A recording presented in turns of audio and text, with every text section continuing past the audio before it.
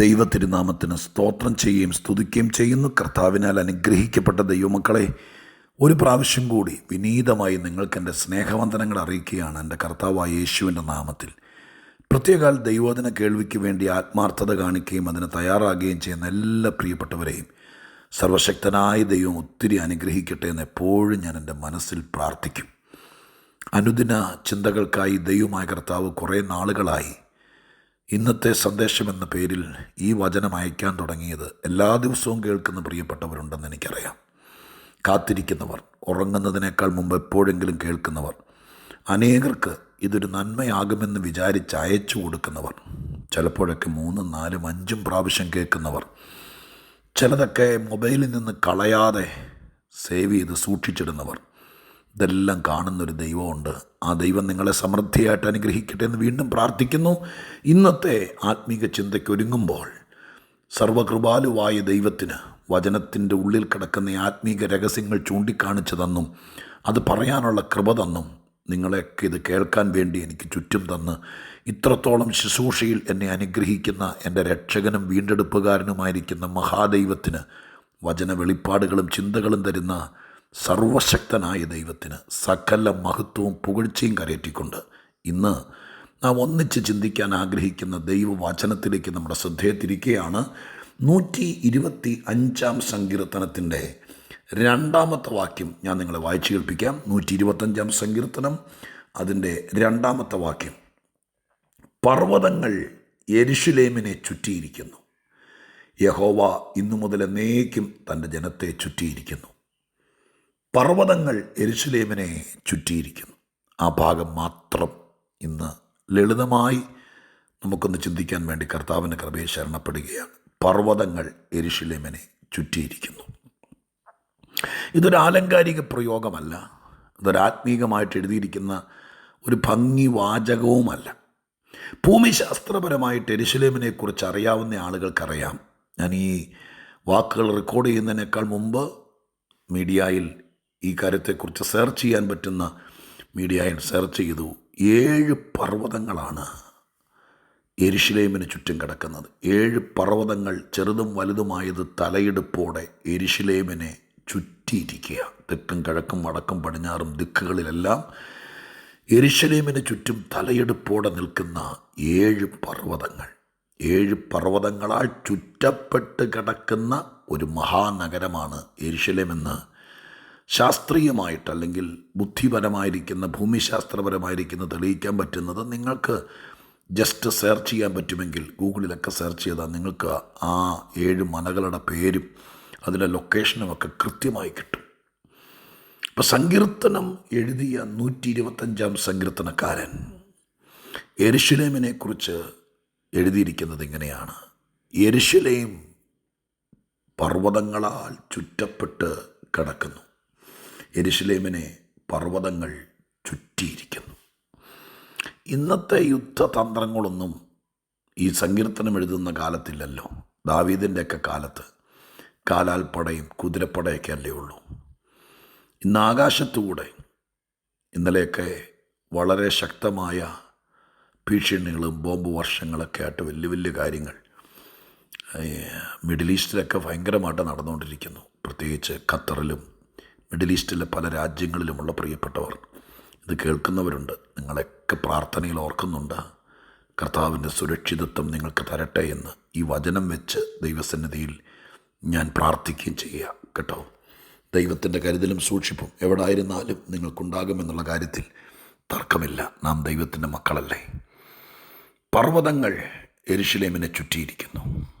അന്നത്തെ കാലത്ത് ആകാശത്തുകൂടെ ഒരു രാജ്യത്ത് നിന്ന് 4 രാജ്യങ്ങളുടെ തലയ്ക്ക് മീതെ കൂടെ ഉദ്ദേശിക്കുന്ന രാജ്യത്ത് ഉദ്ദേശിക്കുന്ന ലൊക്കേഷനിൽ ഉദ്ദേശിക്കുന്ന കെട്ടിടത്തിൻ്റെ ഇന്ന മുറിക്കകത്ത് ചെന്ന് വീഴണമെന്ന് കമ്പ്യൂട്ടറിൽ പ്ലാൻ ചെയ്താൽ അവിടെ ചെന്ന് വീഴത്തക്ക രീതിയിൽ ഉള്ള അത്യാധുനിക യുദ്ധ ആയുധങ്ങളുള്ളൊരു കാലഘട്ടമാണിത്. ആരും അവിടെ ചെല്ലണ്ട. ഇപ്പം അങ്ങനെയാണല്ലോ യുദ്ധങ്ങൾ നടക്കുന്നത്. 3-4 രാജ്യങ്ങൾക്കപ്പുറത്ത് നിന്ന് തൊടുത്തു വിട്ടാൽ അമ്പ് ചെന്ന് വീഴുന്നത് എവിടെയെങ്കിലാണ്. ഇത് കൃത്യമായി ഞാൻ ഈ പറഞ്ഞതുപോലെ ലൊക്കേറ്റ് ചെയ്യുന്ന സ്ഥാനത്ത് തന്നെ ചെന്ന് വീഴുന്ന വലിയ മിസൈലുകളും ബോംബുകളുമുള്ള കാലം. ഇന്ന്. എന്നാൽ അന്ന് അങ്ങനെയല്ലല്ലോ.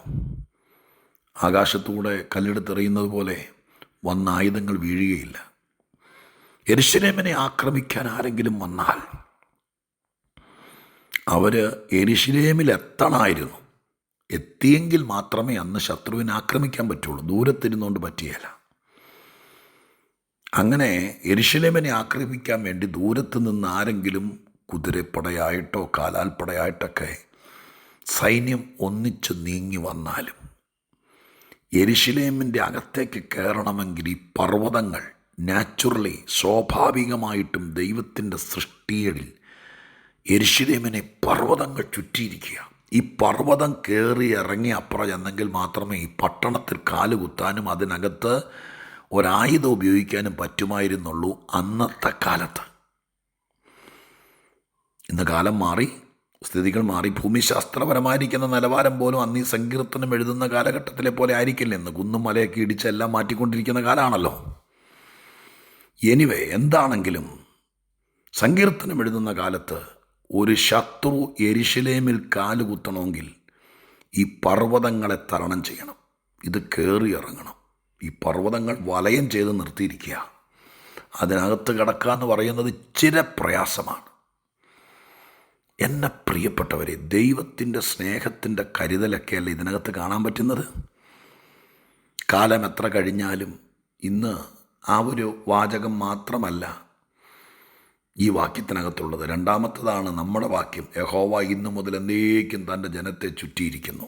പ്രിയപ്പെട്ടവരെ, ഈ പർവ്വതങ്ങൾ ഭൂമിശാസ്ത്രപരമായി എത്രത്തോളം യെരൂശലേമിനെ ചുറ്റിയിരിക്കുന്നു, അതുപോലെ എന്നെയും നിങ്ങളെയും യഹോവയായ ദൈവം ഒരു പർവ്വതം ചുറ്റിയിരിക്കുന്ന ഒരു കോട്ടമതിലിനേക്കാൾ സുരക്ഷിതത്വമായി നമുക്ക് ചുറ്റും യഹോവ നമ്മളെ ചുറ്റിയിരിക്കുന്നു. നിങ്ങൾ വിശ്വസിക്കുക. ഞങ്ങളെ കേൾക്കുന്ന പ്രിയപ്പെട്ട സഹോദരങ്ങൾ, പ്രിയപ്പെട്ടവർ, ഞാൻ ഒന്നോടെ മധ്യപൂർവ്വദേശത്ത് തീനാളങ്ങൾ തലയ്ക്ക് മീതെ കൂടെ പാഞ്ഞു പോകുമ്പോൾ ഒരെണ്ണം ഉന്നം തെറ്റി നിങ്ങൾ നിൽക്കുന്ന കെട്ടിടത്തിൻ്റെ ചോട്ടിൽ വീണാൽ, അയ്യോ, അത് പറയാൻ പോലും ഞാൻ ആഗ്രഹിക്കുന്നില്ല. നിങ്ങൾക്കൊരു ദോഷവും സംഭവിക്കരുത്. പക്ഷെ നിങ്ങൾ ദൈവത്തോട് പ്രാർത്ഥിക്കണം, കർത്താവേ, പർവ്വതങ്ങൾ യെരൂശലേമിനെ ചുറ്റിയിരിക്കുന്നത് പോലെ എന്നെ ഒരു കോട്ടയ്ക്കകത്താക്കി ഈ ദിവസങ്ങളിൽ സൂക്ഷിക്കണം. ഞാൻ പാർക്കുന്ന കെട്ടിടം, ഞാൻ പാർക്കുന്ന സ്ഥലം, എൻ്റെ ജോലി ചെയ്യുന്ന സ്ഥലം, എൻ്റെ കുഞ്ഞുങ്ങൾ പോയിരിക്കുന്ന സ്ഥലം, അവിടെ പർവ്വതങ്ങൾ യെരൂശലേമിനെ ചുറ്റിയിരിക്കുന്നത് പോലെ എൻ്റെ ദൈവമേ, എൻ്റെ മക്കൾക്ക് ചുറ്റും, എൻ്റെ ബിൽഡിങ്ങിന് ചുറ്റും, എൻ്റെ കുഞ്ഞുങ്ങൾ പാർക്കുന്ന രാജ്യത്തിന് ചുറ്റും ചിലതൊക്കെ സംഭവിച്ചേ പറ്റൂ. അന്ത്യകാലമാണിത്. സംഭവിക്കണമെന്ന് ദൈവം തൻ്റെ പ്രവാചകന്മാരിലൂടെ പറഞ്ഞിരിക്കുന്ന കാര്യങ്ങളൊക്കെ നടന്നേ പറ്റൂ. പക്ഷേ അത് നടമാടുമ്പോഴും അതിൻ്റെ നടുവിൽ പർവ്വതങ്ങൾ യെരൂശലേമിനെ ചുറ്റുന്നത് പോലെ നമ്മുടെ ദൈവം നമുക്ക് ചുറ്റും കോട്ടമലകളായിരിക്കാൻ വിശ്വസ്തനായ ദൈവമാണ്. അതുകൊണ്ട് ഞങ്ങൾ പ്രാർത്ഥിക്കാം, ഈ വാക്യങ്ങളൊക്കെ വെച്ച് നിങ്ങളും സുരക്ഷിതരായി ദൈവം നിങ്ങളെ ചുറ്റി പരിപാലിക്കട്ടെ, സൂക്ഷിക്കട്ടെ, ഒന്നിനും നിങ്ങളെ തൊടാൻ കഴിയാത്ത രീതിയിൽ സംരക്ഷിക്കട്ടെ എന്ന് പ്രാർത്ഥിക്കാം കേട്ടോ. അത് പറയാനല്ല, പക്ഷേ ഇന്ന് സന്ദർഭോചിതമായി ദൈവാത്മാവ് പ്രേരിപ്പിക്കുന്നു. നമുക്കതിനായി പ്രാർത്ഥിക്കുകയും ചെയ്യണം. എന്നാൽ ഒരു കാര്യം കൂടി പറഞ്ഞ് ഞാൻ പ്രാർത്ഥിക്കാം. യെരൂശലേം പട്ടണത്തിന് പുറത്ത് നിൽക്കുന്നവർക്ക് ഈ മലകൾ ഒരു ബാലികേറാമലയാണ്. ഭയങ്കര കഷ്ടപ്പാടാണ്, ബുദ്ധിമുട്ടാണ്, ഇതിന് വലിയ തലവേദനയാണ്. ഏത്? യെരൂശലേമിന് പുറത്ത് നിൽക്കുന്നവർക്ക്. ഈ മല കയറി ഇറങ്ങാമെന്ന് പറഞ്ഞ പാടാണ്. ഞാൻ യുദ്ധത്തിൻ്റെ കാര്യം മാത്രമല്ല പറയുന്നത്, യെരൂശലേമിൻ്റെ പുറത്ത് നിന്ന് നോക്കുന്നവർക്ക് ഇതിനകത്തേക്ക് കിടക്കാൻ വലിയ പാടാണ്. ഈ മലയല്ലേ, ഇത് കയറി ഇറങ്ങണ്ട, ആരെക്കൊണ്ട് പറ്റുമെന്നൊരു ചിന്ത വരും. എന്നാൽ യെരൂശലേമിനകത്ത് കിടന്നവന് ഈ മലകളെല്ലാം സുരക്ഷിതത്വമാണ്. ഇതിനകത്തൊരു ആത്മീക രഹസ്യമുണ്ട്. ആത്മീകതയ്ക്കകത്ത് കിടക്കുന്നവൻ ഇതിൻ്റെ പുറത്തു നിന്ന് നോക്കുമ്പോൾ, അയ്യോ, ഇതൊക്കെ ആരെ കൊണ്ട് പറ്റും, ആരനുസരിക്കും, എപ്പോഴും ഇങ്ങനെ പ്രാർത്ഥിക്കാൻ പറ്റുമോ, എന്തെങ്കിലും വീഴ്ചകൾ വന്നാൽ ശിക്ഷ വരുമോ? ഇത് പുറത്ത് നിൽക്കുന്നവൻ ഇത് വലിയ മലയാന്നേ, കയറാൻ വലിയ പാടാണ്. എന്നാൽ ഇതിനകത്ത് കയറിയ ഞാനും നിങ്ങളൊന്ന് ചിന്തിച്ച് നോക്കിയേ, അകത്ത് കയറിയവർക്ക് ചില പാടായിരുന്നു നമ്മൾ ഈ മല കയറി ഇതിനകത്ത് വരാൻ, ഇല്ലേ? ചുമ്മാ നമ്മളതിനകത്തേക്ക് കാറ്റടിച്ച് കയറി വന്നതല്ലോ. ഭയങ്കര പാടായിരുന്നു. പാരമ്പര്യങ്ങളെ വിട്ട്, പഴയ കൂട്ടുകാരെ വിട്ട് ഈ പർവ്വതം കയറി ഇതിനകത്ത് കിടക്കാൻ, ഇടുക്കവാതിലിലൂടെ അകത്ത് കിടക്കാൻ പോരാടുവീൻ എന്നൊക്കെ നിങ്ങൾ വായിച്ചിട്ടില്ലേ? അകത്ത് കിടക്കാൻ, ആത്മീയതയ്ക്കകത്ത്, ആരാധനയ്ക്കകത്ത്, നിത്യജീവൻ തരുന്ന ദൈവത്തിൻ്റെ ഉള്ളിലേക്ക് വരാൻ വലിയ പാടായിരുന്നു. ബന്ധങ്ങൾ വിട്ടുമാറണം, ചില കാര്യങ്ങൾ ഉപേക്ഷിക്കണം. ഇതൊരു വലിയ മല കയറി ഇറങ്ങുന്നത് പോലെ. പക്ഷേ ഇതിനകത്ത് കയറിയാൽ ഈ ഉപദേശങ്ങളും ഈ വചനവും ഈ വിശുദ്ധിയും ഈ പ്രാർത്ഥനയും ഈ ദൈവവും ഇതെല്ലാം നമുക്കൊരു വലിയ സുരക്ഷിതത്വമാകട്ടോ.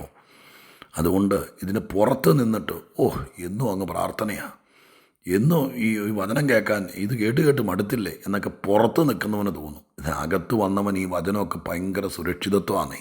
ദൈവം നിങ്ങളെ കാക്കട്ടെ, ദൈവം നിങ്ങളെ സഹായിക്കട്ടെ. അകത്ത് നിന്ന് സുരക്ഷിതത്വം അനുഭവിപ്പാൻ ദൈവം നമ്മയും നമ്മുടെ മക്കളെയും ഇടയാക്കട്ടെ.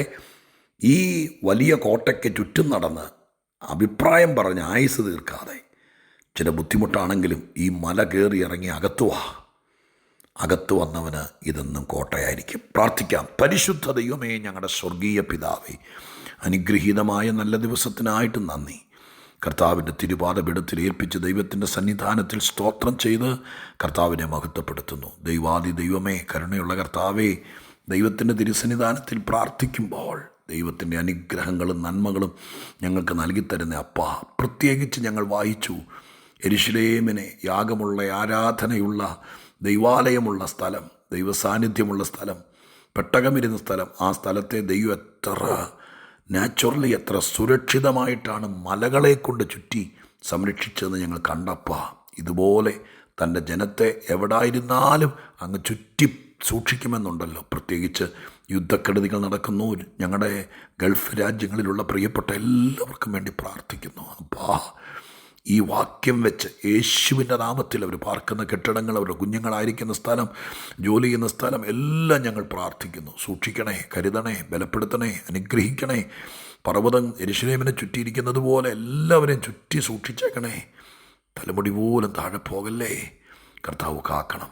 യേശുവിൻ്റെ നാമത്തിൽ പ്രാർത്ഥിക്കുന്നു. കേൾക്കണമേ പിതാവേ. ആമേൻ.